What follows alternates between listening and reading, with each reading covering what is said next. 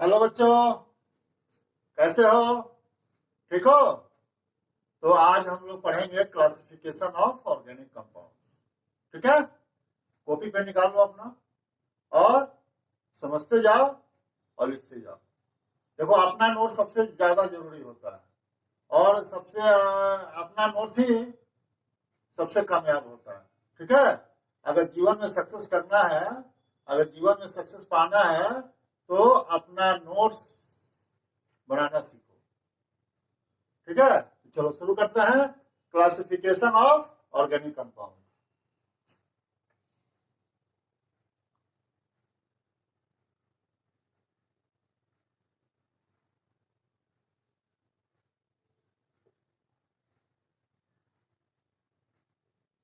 दिखाई दे रहा है ना बच्चों? देखो, ये दो प्रकार से बटे हुए हैं। पहला कहते हैं हम लोग ए साइक्लिक या open chain compound. Open chain compound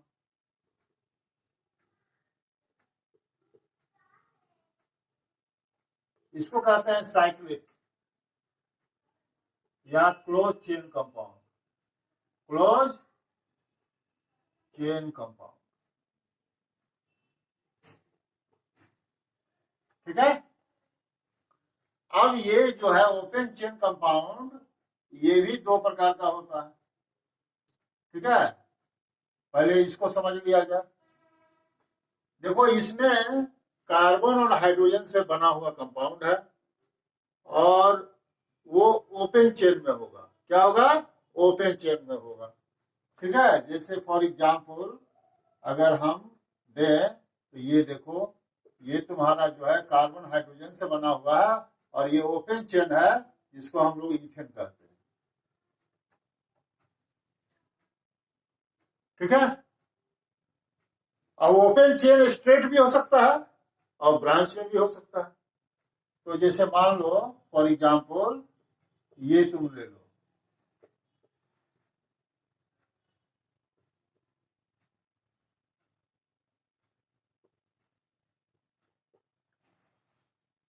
ये आइसोपेंटेन हो गया। आइसोपेंटेन,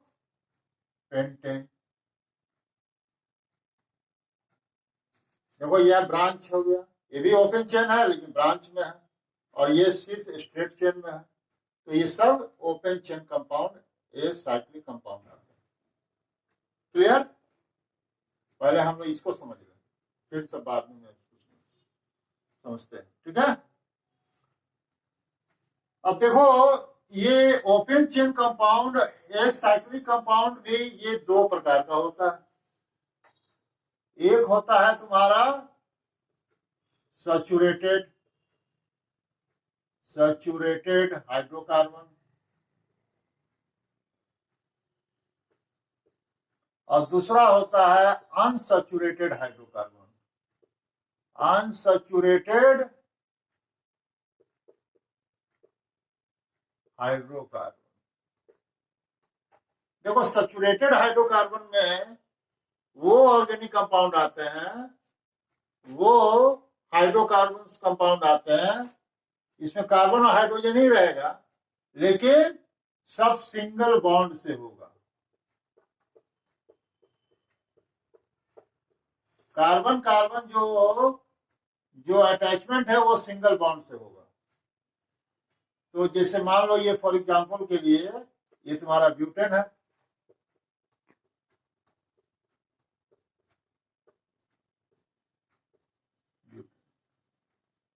इसमें कार्बन कार्बन जो है वो सिंगल बॉन्ड से अटैच है। ठीक है, इसको सैचुरेटेड हाइड्रोकार्बन कहेंगे। अनसैचुरेटेड में क्या है कि कार्बन कार्बन जो बॉन्ड है वो डबल बॉन्ड से होगा या ट्रिपल बॉन्ड से होगा। जैसे फॉर एग्जांपल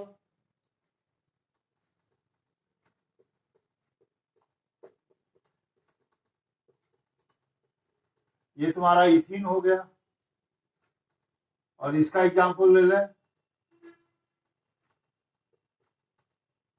ये एसिटिलीन हो गया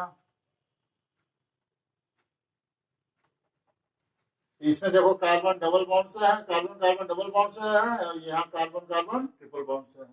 तो ये अनसैचुरेटेड हाइड्रोकार्बन हो गया। सैचुरेटेड में कार्बन कार्बन सिंगल बॉन्ड से, और अनसैचुरेटेड में कार्बन कार्बन डबल बॉन्ड या ट्रिपल बॉन्ड से अटैच होगा। ठीक है, तो ये तुम एलिसाइक्लिक ओपन चेन कंपाउंड आपने पढ़ लिया। क्लियर। अब हम लोग पढ़ेंगे साइक्लिक या क्लोज चेन कंपाउंड। ठीक है, नोट कर लिए, नोट कर लो।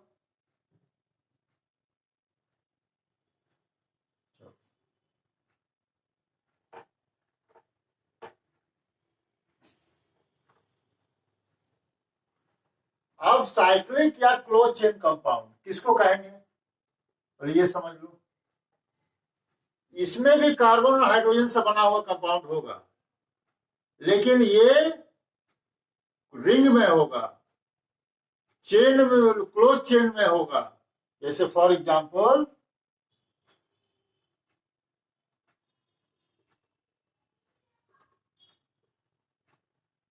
साइक्लोप्रोपेन।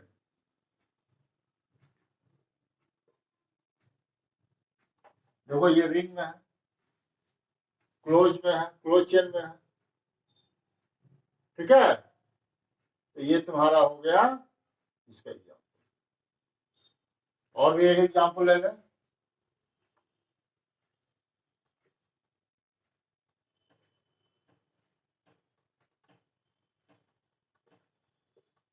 इसका नाम हो गया साइक्लोब्यूटेन।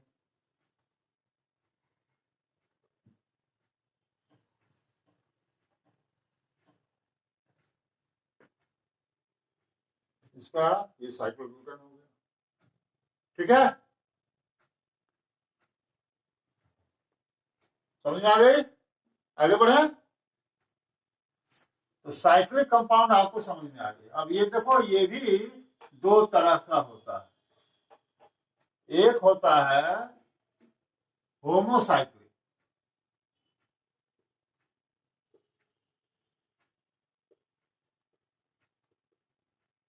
होमोसाइक्लिक, और दूसरा होता है हेट्रोसाइक्लिक।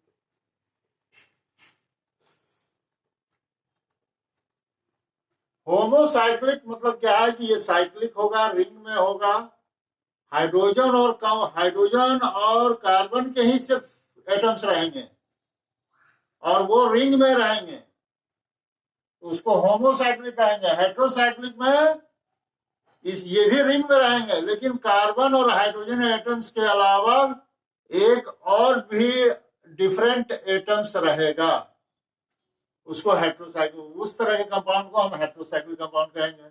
अब एग्जाम्पल से तुम क्लियर सब आपको समझ में आ जाएगी। जैसे इसका एग्जाम्पल अभी अभी हमने बताया था,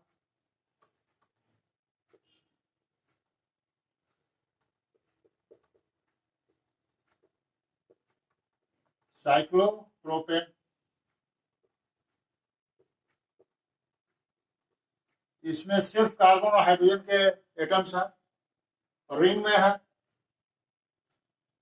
और इसके एग्जाम्पल हमने देखे।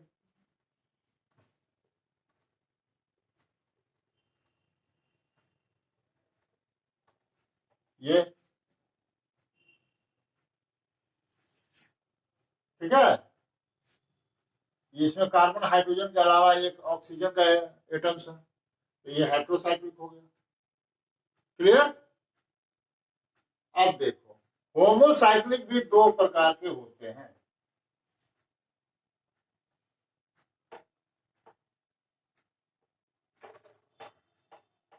एक होता है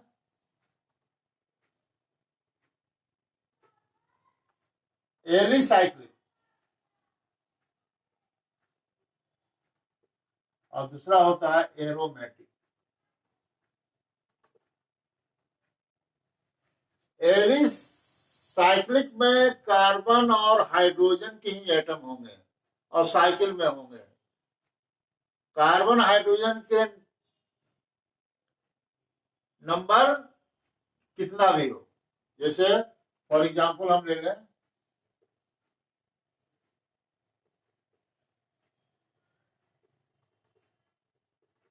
ये साइक्लोब्यूटेन, साइक्लोब्यूटेन है, कार्बन और हाइड्रोजन से बना हुआ ये साइक्लिक कंपाउंड है। एरोमेटिक में क्या है कि कम से कम एक बेंजीन ऋण होना चाहिए, उससे ऊपर हो सकता है लेकिन कम से कम एक बेंजीन का रिंग होना चाहिए। तो बेंजीन की तुम लोग जानते ही होगा कि बेंजीन C6H6 होता है।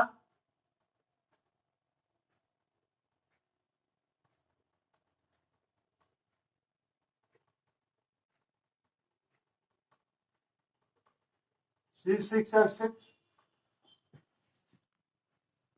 इससे नीचे कार्बन के, अगर इसके कार्बन के जो नंबर है इससे नीचे नहीं हो सकते हैं, कम से कम 6 कार्बन होना चाहिए।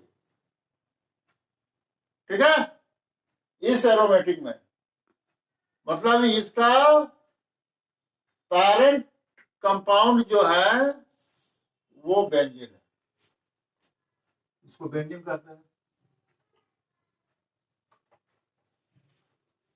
ठीक है, एक और एग्जांपल ले लें।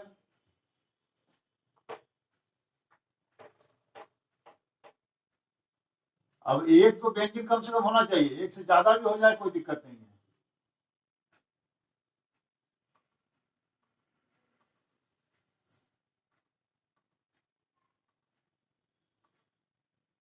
इसको नेफ्थलीन कहते हैं, नेफ्थलीन।